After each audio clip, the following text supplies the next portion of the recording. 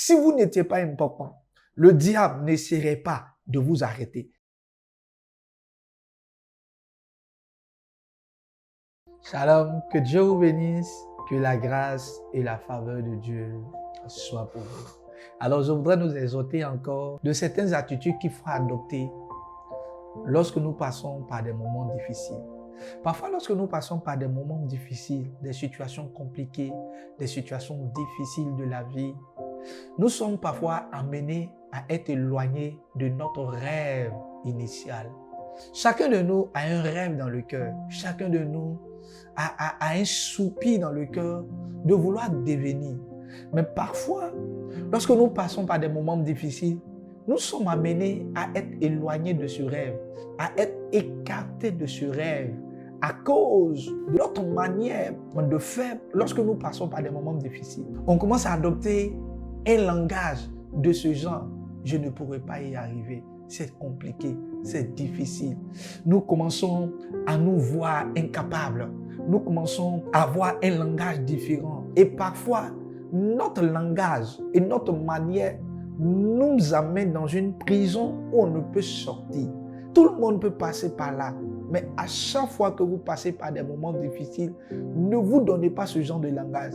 Brisez les limites par votre manière de parler maintenant. Brisez toute forme de limites qui sont au-devant de vous, par votre manière de vous exprimer. Mais je veux nous encourager maintenant de savoir que nous devons sortir de cette prison que la vie est en train de nous imposer. Nous devons sortir de ces limites que la vie est en train de nous donner. Nous devons briser ces limites par notre manière de voir. Le plus important n'est pas les moments difficiles auxquels vous faites face. Le plus important n'est pas les situations que nous traversons. Le plus important n'est pas les challenges auxquels vous êtes exposés maintenant. Mais le Dieu qui est avec vous, c'est là le plus important. Il est le réparateur des brèches. Il peut encore vous construire. Il peut encore donner un sens normal à votre vie. Il peut encore vous repositionner. Il peut encore ouvrir plusieurs portes à votre avantage.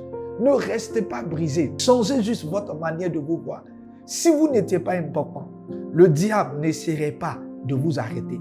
Je veux vous encourager maintenant de vous relever et de savoir que c'est parce que vous êtes important que l'ennemi est en train d'essayer de vous arrêter. C'est parce que vous avez de la valeur. C'est parce que vous avez de l'importance que vous êtes challengé de partout. Il y a un proverbe qui dit, on ne lapide que l'arbre qui donne du fruit.